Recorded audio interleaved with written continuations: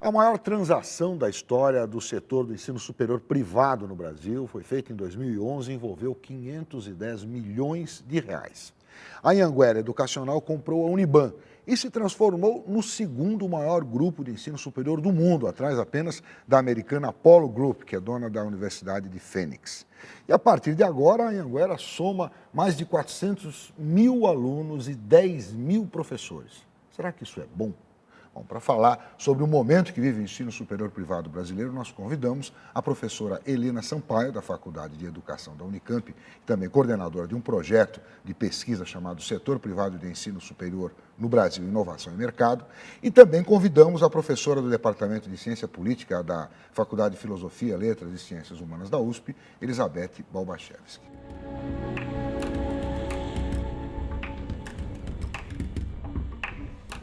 Então, essa notícia, quer dizer, notícia já é uma coisa já consolidada, formou-se um enorme grupo empresarial de ensino superior no Brasil. Isso é bom? Acho que essa pergunta dá para a gente começar a conversar. O que você acha, Helena? Você acha que é positivo essa concentração de tantas faculdades na mão de um único grupo? Não é o caso de falar se é bom ou mal, né? Eu acho que era um processo pouco inevitável desde do final do século passado, né, começo do século XXI. Eu acho que no sistema de ensino superior brasileiro já se anunciava um pouco essa tendência de concentração dos grandes grupos, né? Foi um processo que o mercado estava retraído e uma das formas desse setor privado, que no Brasil, né, tem mais de 100 anos, né, na verdade esse setor privado que está comprando a Uniban, né, ele vem de uma geração já antiga aqui no Brasil. Então acho que é uma tendência que já estava despontando aí no cenário do ensino superior brasileiro. Você acha que é inexorável? Inexorável, inexorável. Agora eu acho que, enfim, nós temos hoje mais de 400 mil alunos, a gente tem um setor. O ensino superior no Brasil, acho que está em torno de 6 milhões. Então, a gente tem aí, um percentual alto, né? 8% aí, quase. Quase 10%, vamos dizer quase assim. Quase 10%, assim, um pouquinho menos, acho que dá 8%. Na mão de um único grupo. Na mão de um único grupo, né? E esse grupo, ele tem ramificações, né? Ele tem essa concentração de governança, né? De gestão administrativa, pedagógica, né? Porque eles, inclusive esses grandes grupos, não só o grupo Anhanguera, mas outros grupos aí, eles ficam muito felizes, né? Se orgulham de ter essa unidade pedagógica, né? E então isso que a gente está assistindo, né? Essa capilaridade enorme, né? De uma concentração e ao mesmo tempo essa capilaridade, porque esses grandes grupos comprou a Uniban, mas a Anhanguera já vinha comprando há muito tempo pequenas instituições Brasil afora, né? Inclusive com uma reserva de mercado, né? Você tem a Croton, a Ânima, enfim, você tem vários grupos que é quase que a gente tem um loteamento aí do país e aonde cada um está se concentrando e tal. Sem dúvida, a Anhanguera hoje é o segundo grupo por quê, do mundo. Eu acho assim, eu pergunto assim, não seria melhor que houvesse uma diversidade de pensamento no ensino superior? Veja bem, não que deva haver aí, com essa fusão, uma unidade de pensamento, mas é provável que haja. Aponta para isso. Não é? Eu acho que, na verdade, o que acontece é o seguinte, o ensino superior no mundo atual, e eu falo no mundo atual porque esse é um fenômeno em escala global, a massificação do ensino superior, ele responde a diferentes demandas. Existe uma demanda, digamos assim, que a gente poderia chamar de elite, mas não necessariamente da elite da riqueza, mas da elite da atividade intelectual, que é a formação de a formação de recursos humanos da mais alta competência, feita pela pós-graduação, etc., etc. Existem competências mais específicas, digamos assim, o que a gente poderia chamar de uma formação, uma profissionalização para o mercado de trabalho. Eu acho que esses grandes grupos, eles apostam mais nesse tipo de estratégia.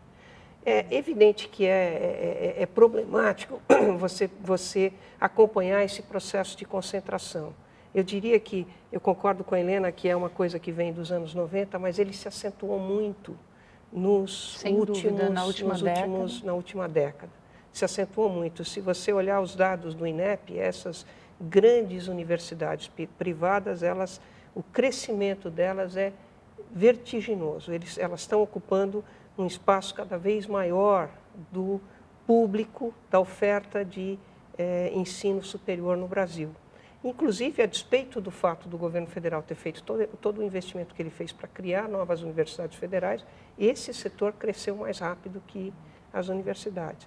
Ele tem a seu favor essa capilaridade que a Helena estava falando, que significa o quê? Significa que eles se espalham, eles não têm um campus. Eles se espalham pelas cidades, pelos bairros, pelo interior, sempre buscam uma localização próxima a uma boa oferta de transporte público, etc., etc. E com isso eles conseguem atender um tipo de estudante que tem muita dificuldade de ser atendido pelo sistema tradicional, das grandes universidades públicas, etc., etc. Que é o quê? Que é o estudante que está atrasado na sua formação, que parou de trabalhar, parou de estudar logo depois que completou, ou um pouquinho antes de completar o secundário, entrou no mercado de trabalho. Normalmente, nessa época, ele já está, inclusive, com algumas responsabilidades de familiares, etc., etc. E, para ele, o custo de atender um formato mais tradicional de ensino, que é o ensino, né, da universidade pública tradicional, é impagável, ele não consegue fazer isso. Então, esse tipo de escola, né, que eu, nos meus estudos, chamei de instituição de mercado, quer dizer, é uma instituição que trabalha num mercado quase commodity, tá certo? Oferece um curso a diferenciação, que todo mundo quer. E aonde a diferença dele em relação ao seu concorrente não é tanto, é um pouco a qualidade, mas é uma qualidade entendida de outra maneira, é uma qualidade entendida os critérios como empregabilidade.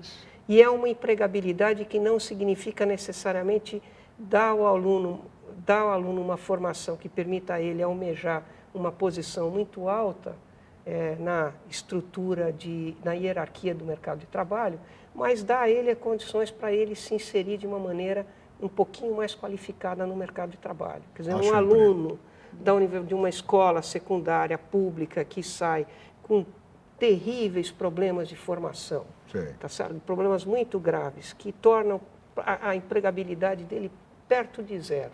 Vamos conversar aqui. Tá certo. Tá certo? Quer dizer, qual é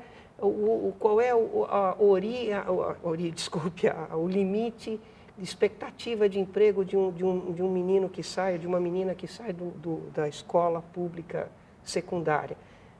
Ser o quê? Ser caixa de supermercado, repositor né? Enfim, essas atividades. Quando ele entra numa faculdade dessas, numa universidade dessas, e faz um curso, por exemplo, de administração de empresa, que é uma grande oferta, né? A massa da oferta, tá certo? O que acontece? Ele tem uma pequena formação, ele tem mais 4 anos para aprender a escrever. Sim. Ele tem mais 4 anos para aprender a ler. Ele tem uma qualificação mínima de contabilidade, ele aprende com noções mínimas de administração, de fluxo, de caixa, fluxo de mercadorias, etc., etc. E com isso ele tem uma ideia de carreira, né? Também exatamente. Agora, tem uma questão que eu acho que é importante pensar que esses grandes grupos, eles forçaram o ticket médio da mensalidade para baixo, né? É verdade. Então, isso é muito interessante. Nos últimos 5 anos... Você tem esse número? Tenho, não está aqui comigo, mas cai... Por exemplo, um curso de administração, que estava em torno de R$ 480, ele cai para... Por mês, ele cai para 250. Eu estou pensando em ticket médio, tá? E o que acontece? Isso são esses grandes grupos que estão puxando o preço para baixo. O que acontece? Para o alunado, exatamente, pega esse alunado que R$ 250 é possível, mesmo sem o ProUni. Né? E é muito mais barato do que ele fazer uma mobilização, se mudar e tal, para pegar uma universidade pública. claro. Né? Que tem um Não, custo e de ele não transporte, tem- custo de moradia, de alimentação. Sim. Quer dizer, então, isso também, ele consegue ter essa capilaridade não só geográfica, mas social, né? De Mas chegar... A gente Fala, não acaba institucionalizando um pouco uma divisão de alunos de primeira e de segunda classe, professora, e daí talvez até nem estimulando uma cobrança maior sobre uma universidade como essa, que já ganha o selo de uma universidade mais fraquinha, sem tanta exigência, sem tanta... Acaba rotulando todo mundo. Rodrigo, Pumba, você sabe tem um que rótulo esse aqui, problema com o perfil, como a Beth estava colocando, né, os alunos eles chegam tão despreparados que muitas dessas universidades, desses grupos, eles estão fazendo quase que um cursinho, um básico, né, que tinha na PUC antigamente, mas é quase uma coisa de equalizar. Por quê? Porque tem alta evasão. E a evasão, às vezes, nem está associada ao custo da mensalidade, está a incapacidade de acompanhar um curso superior. E a faculdade mesmo com tem que essa fazer qualidade que a gente acha Então, é isso que eu ia perguntar agora. discutível. Eu queria entrar nessa coisa da qualidade. Tudo bem, ficou mais barato, né? Abriu assim, muito. um mundo para as pessoas que não podiam cursar uma faculdade de pesquisa, tal, não sei o quê, mas e a qualidade? Teve... Então, a qualidade... Ficou igual ou caiu? A qualidade como ela caiu, ela não existia. Não, Algumas havia, em algumas... Não, mas alguns segmentos mantêm a não, qualidade. alguns Eu acho que o segmentos setor mantêm. privado... O que acontece é que o setor privado... Ele é diversificado também. Né? tem boas universidades privadas, sem dúvida. E escolas, inclusive instituições isoladas. Agora, o privadas. poder econômico desses grupos não é mais um ponto a favorecer esse tipo de grupo numa negociação com o governo? O governo quer pressionar por qualidade, ele tem um poder econômico que dá mais possibilidade para ele recusar uma pressão sobre a qualidade, mais o selo. Olha, eu vou citar, Rodrigo, uma pesquisa, eu acho que não sei se vocês chegaram a ver, uma análise do Cláudio Moura Castro. Ele fez o resultado do ENAD desses grandes grupos, né? Enfim, então, bom, esses grandes grupos, os resultados são piores, os alunos têm um resultado pior do que das instituições privadas pequenas ou não. Aí, bom, primeira coisa que a gente já sabe, né, que a gente vem batendo nessa tecla há muito tempo. O setor privado no Brasil é muito heterogêneo, tá? Tanto do ponto de vista de público, nós temos INSPE, FAP, GV, PUCs, SPM. né, SPM, enfim, a gente tem aí um setor privado. Isso só no estado de São Paulo, né, porque fora também a gente continua essa diversidade. Como a qualidade também, obviamente, é muito heterogênea. E o que o Cláudio vai mostrando, uma coisa interessante, é que esses grandes grupos, eles não são os melhores, obviamente, mas também não estão no fim da linha. Eles não são os piores. Então, o fim da linha a escolinha é a escolinha que eles estão comprando. Esse é o fim da linha. Eles podem melhorar. A escolinha, claro que nós temos heróis aí, pequenininha, isolada, no interior, com pouco acesso com um professor não e um preparado, professor despreparado, etc. Sem apostilado, com certeza é o sem pior. uma orientação. Então, é muito interessante porque a gente fala, bom, e daí, né? É claro que a gente tem um setor privado antigo que eu estou chamando de velha guarda, né? Que está resistindo, que eles até se opõem a esses grandes grupos. Falam, isso é escala industrial, nós somos a educação artesanal, eles usam essas categorias aí para se diferenciar, que são aqueles professores que saíram, que fizeram um colégio nos anos 50, aquilo foi crescendo, nos anos 60 criou a primeira escolinha, então, E essa velha guarda se sente muito ameaçada pelos grandes grupos aí, né? E que quer manter uma qualidade local, um certo reconhecimento regional. Isso é mais complicado. Mas, como a Beth falou, tem aquelas instituiçõezinhas, essas sim são o fim da linha. É o fim da linha. Aquela faculdade de filosofia, não sei o quê, letras e ciências humanas da cidade X, que é uma cidade que fica muito longe dos grandes centros urbanos. Então, na verdade, eles não têm nem sequer recursos humanos para montar ali. E também o recurso humano que eles têm ali, embora ainda que ele seja qualificado, ele foi qualificado há 20 anos atrás, 30 anos atrás, ele não acompanhou. Na verdade, esse eu acho que é o ensino mais problemático do Brasil do que essa. Agora, Você dizia, bom, e aí, o que vai acontecer? Nós vamos ter alunos de primeiro e segunda... segunda linha. Segunda linha, isso existe em qualquer lugar do mundo. Isso que você estava falando se traduz no seguinte, então quer dizer que as competências, as pessoas que têm condições de contribuir para a ciência brasileira, por exemplo, são aquelas que, por sorte, nasceram bem, tiveram uma boa instrução e tiveram, enfim, e fizeram a universidade pública, porque a pós-graduação brasileira basicamente recruta entre os alunos do setor público, tá certo? Ou então PUCs, ou essas...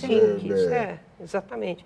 Então, isso é um problema que eu acho que não está sendo alvo de nenhum tipo de preocupação por parte do governo. Você não tem vasos comunicantes aí no sistema, esse é o problema. Então, expliquem para a gente como é que o governo age para controlar, de alguma maneira, esses grupos de ensino superior privado. A gente tem os SINAIS, que é o Sistema Nacional de Controle do Ensino, de Avaliação do Ensino Superior, que exige da universidade que ele tenha algumas coisas, né? Que tenha mestres, que tenha lá uma qualidade, ele é avaliado pelos pares e tal. Isso funciona? Está funcionando? É bom? Deve melhorar? Eu queria saber a opinião das duas.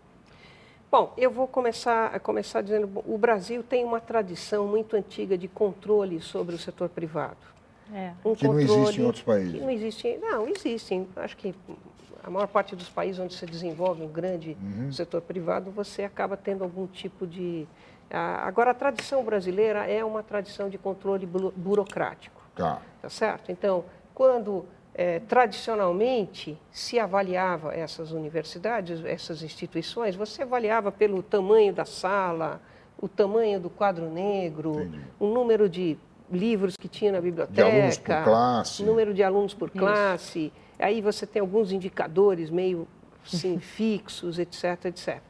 Bom, os SINAIS, ele é uma tentativa de romper isso e criar uma avaliação um pouco mais flexível, que permita, de um lado, responder à mudança da LDB, que reconheceu o fato de que, graças a Deus, né, chegamos ao bom senso, nem todas essas instituições são precisam ser universidade. Pesquisa, tá certo? Enfim, tentou. Eu acho que o SINAIS ele teve alguns resultados positivos, mas ele não teve o resultado que se esperava. Eu acho que basicamente por causa do gigantismo dessa tarefa. Essa tarefa é praticamente impossível. Porque o Brasil já tem alguma coisa em torno do que? 4.000 instituições? Em torno de 4.000 instituições. 4.000 instituições de ensino superior. O setor privado, 3.000. Você fazer uma avaliação de cada uma dessas instituições, tá certo? Cada uma dessas instituições, os cursos que essas instituições oferecem, todos os campos que cada uma dessas instituições tem. É uma tarefa basicamente inatingível, tá certo? Então, o que acaba acontecendo? Acaba acontecendo é que o SINAIS ele acabou ficando uma conta de chegar entre a antiga tradição de avaliação mais voltada para essa coisa de indicadores, tá certo? Mais burocrática, e uma tentativa de chegar ao modelo da acreditação, que é o modelo utilizado na Europa, que, enfim, adaptou da experiência americana. O processo de acreditação, o que é? No caso dos Estados Unidos, são instituições independentes, não governamentais, regionais, tá certo? Que, a partir de um relatório que a universidade, que a instituição em geral, né, não só a universidade, a escola, college, a escola isolada, faz das suas condições, dos seus objetivos, daquilo que ela faz e das metas que ela pretende cumprir, você faz uma avaliação longa, que numa universidade grande significa que ela pode durar quase um mês de visitas, conversas, análises, etc., troca de experiências, etc., no fim da qual a universidade recebe uma acreditação. Acreditação é isso, ela acredita, você pode acreditar naquilo que a universidade diz. Ela não é uma avaliação que diz, esta universidade é de boa qualidade, aquela não é de boa qualidade. Ela simplesmente diz, o que esta universidade está dizendo que ela faz, é o que ela faz mesmo. Tá certo? Esse é o modelo, não tem nota. No nosso sistema, o público-alvo dessas universidades, eles se interessam de fato pela qualidade, pela nota, ou eles estão mais preocupados se eles podem pagar, se eles podem acompanhar o curso? Isso que é o principal para eles no momento da escolha. Eu acho que, na verdade, não é nenhuma coisa nem outra. Esse público não é nem completamente despreocupado com a qualidade, mas ele é um público pragmático. Ele sabe o que ele pode esperar dessa instituição. E ele avalia essa instituição pelo que ele espera receber dessa instituição. Ele sabe que... Ele vai no mercado saber o que é que a empresa X pensa de um cara formado na Universidade B. Ele sabe que ele, com um diploma da Anhanguera, ele não vai chegar ao cargo de diretoria de uma grande empresa multinacional. Mas ele também sabe que, tendo se formado pela Anhanguera, ele não vai continuar como caixa do supermercado. Talvez ele chegue a gerente de... Não é muito cruel falar assim, mas é isso mesmo. Eu não acho que é cruel. Eu acho que isso é claro para os estudantes. Eles não têm expectativa de que dali eles vão... Eu acho que também existe aí uma expectativa muito alta em relação ao setor público, né? A gente sabe também que as expectativas dos estudantes universitários são muito heterogêneas, são muito diversas. Nem todo mundo que está estudando hoje na USP, na Unicamp, na Federal do Rio de Janeiro, enfim, está querendo ser cientista, pesquisador. Apesar de estar fazendo apesar pesquisa. de estar lá, apesar de estar numa universidade de pesquisa. Né? Ele está no lugar, mas não... eu acho que tem uma coisa da juventude que as coisas são mais dinâmicas, mais fluidas, mais... É verdade. Eu não vejo essa coisa assim também tão determinista, né? Ah, sim. Eu acho que pode ser... Olha, é gozado, né? Eu converso muito com os alunos do setor privado. É interessante, as expectativas correspondem, as pessoas são insatisfeitas do curso, porque... E agora, eu acho que esse setor privado, ele está entrando muito fortemente, né, dentro da história dos commodities, em cursos de pós-graduação, lato sensu. Então, o que é? Existe essa juventude estendida, né, que é até os 35 anos, né, com uma formação também difusa, também não sabe muito para onde vai. E essas escolas privadas, esses grandes, eles ficam oferecendo curso, seja de graduação, de pós, lato sensu, e as pessoas vão fazendo. E daí faz uma graduação, depois faz um lato sensu, e daí dá um outro gancho. Faz o famoso MBA, né? Como tem MBA no Brasil? Eu acho que as coisas... Mas você sabe que, às vezes, muito bem sucedidas. Muito bem sucedidas. Porque então, se tem o sistema... Só para concluir um pouquinho, Beth, se o sistema não tem muito esses vasos comunicantes, os jovens, os alunos, eles conseguem criar isso, né? Arrombando um pouco portas. Não, e depois é o seguinte, por exemplo, acho que a própria Anhanguera tem um mestrado, se eu não me engano, profissional em logística, que é muito bem sucedido, que fica aqui perto, aliás, na estrada Anhanguera. Na rodovia Anhanguera, ali naquele polo logístico ali em volta de não sei qual é a cidade que tem. Aqui na Grande São Paulo. Osasco, ali e que inclusive atrai, por exemplo, estudantes da Unicamp. Tá certo? Porque isso é um outro dado que é interessante. Embora essas instituições muitas vezes tenham problemas de qualidade, etc., elas têm uma proximidade com o mercado de trabalho que a universidade pública, por sua própria característica, pelas próprias exigências, pela própria concepção da universidade, ela não tem. Mas uma coisa mais aplicada. Mais aplicada. Em algumas áreas que o setor privado foi pioneiro, né, inovou bastante, que, sei lá, as áreas que eu chamo as novíssimas carreiras, que são aquelas carreiras de ofício, né, que antigamente não precisava ter um diploma de nível superior, e que hoje é oferecido no mercado com uma certa glamorização, né? Tem nomes estrangeiros e tem por um consumo de luxo, né? Tipo gastronomia,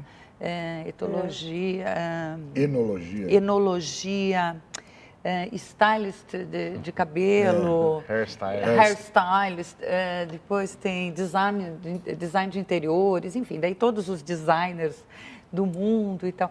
Quer dizer, e essas áreas, você fica imaginando, né? Eu fico um pouco aflita. Moda, né? Que começou moda. Mas são cursos Será que não é mais tecnólogos, interessante? né? Não, são de graduação. graduação, 4 anos e tal. Com interesse, isso é interessante. com interesse de você trazer uma pessoa com mestrado, né? Daí tem que ter 30% de mestres ou doutores. Daí vira uma sociologização dessas áreas. Quer dizer, E em vez vira- de você formar a competência, você fica fica fazendo uma teorização teorização crítica. e muitas vezes Desnecessária, incompetente, muitas vezes fraca. Uma reflexão sobre o cabelo Uma quando não é reflexão necessário. sobre a Não, moda. fala assim do cabelo, né? De repente pode haver. Mas Sobre você tem um penteado. pouco isso. Então, o que a gente E percebe... que acaba virando uma... uma má sociologia exatamente. e uma moda. Ou Quer dizer, nesse tipo de curso é desnecessário. Esses cursos, em qualquer lugar do mundo, é um Eles curso são tecnólogo. tecnólogo. E no- Aqui no Brasil, porque dada essa Nós somos enfim, credencialistas. Eu acho que o Nós somos curso de essa tecnólogo aqui no credencialismo. Brasil, ele sofreu uma desvalorização a partir do momento que ele foi criado, que era assim, era um técnico de nível superior, isso faz tempo, né? E acho que é por isso que as universidades deixaram ele um pouco de lado, quando não De lado, deveriam. quando não Que ele é o curso ideal para esse profissional. Exatamente, né? mas você sabe Profissional. que está entrando... Agora, é muito interessante, está entrando firme os cursos de tecnólogos, tanto no setor público um pouquinho, mas no privado bastante. Agora, não é o público que vai para essas carreiras de ofício. Essas carreiras de ofício não é... Porque o tecnólogo... tem um glamour, né? Tem um glamour. São meninos de classe média, são jovens de classe média que querem ser enólogos, que querem ser Esse que você tava estilistas falando, esse e mesmo. querem ser da moda. Quer dizer, você tem E o tanto tecnólogo não o atrai esses consumo, jovens. Exatamente. Exatamente. E o tecnólogo está indo para outra área, que está indo na área de gestão. De técnica. Engenharias. Engenharias, Soldas. exatamente, toda essa área mais técnica. Não, mesmo que gestão pega de empresas. Gestão de RH. O grande problema do tecnólogo no Brasil é que ele é uma casca de tartaruga, né? Ele é um curso que acaba nele mesmo. Quer dizer, a grande Mas é um vantagem, grande curso, porque ele prepara o cara para o mercado de trabalho, Sim, porque mas é a isso que você está grande falando que a vantagem universidade relativa- faz. Pois é, mas a grande vantagem relativa do curso de bacharelado é que você pode fazer um bacharelado em enólogo. E aí vai fazer uma pós em alguma outra Você coisa. pode fazer Claro. pós. O tecnólogo não. O tecnólogo Não não. pode. Quer dizer, há uma certa controvérsia se poderia ou não. Mas o fato é que O acesso não o é acesso direto. não é isso? direto, é muito difícil, tá certo? Não é uma coisa impossível uma pessoa formada em enologia pela Anhembi Morumbi depois fazer um curso de comunicação, uma pós-graduação de comunicação na ECA, tá certo? Agora, se ele fizer um tecnólogo em enologia, ele não consegue ter esse caminho Esse para mesmo frente. caminho. Então, esse custo, isso daí seria uma coisa relativamente simples, né? Seria só você flexibilizar essa O concepção sistema, na verdade, de todo o nosso problema acho que passa por aí também. uma né? certa flexibilização. Uma certa flexibilização. Muito bem, vou encerrar o programa aqui. Obrigado por sua participação. Até a próxima vez.